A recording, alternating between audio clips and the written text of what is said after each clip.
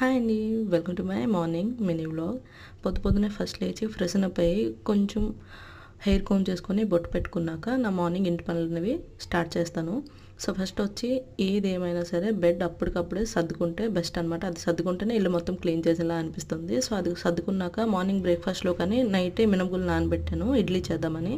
So దాని గురించి ఒక పక్క బ్యాటర్ ప్రిపేర్ చేస్తూనే ఇంకో పక్క టమాటో చట్నీ ప్రిపేర్ చేసుకుంటున్నాను. సో ఆ చట్నీ కూడా ప్రిపేర్ అయ్యాక అత్తయ్య కోసం టీ పెట్టాను. నా కోసం వచ్చి లెమన్ వాటర్ కలుపుకొని తాగానమాట.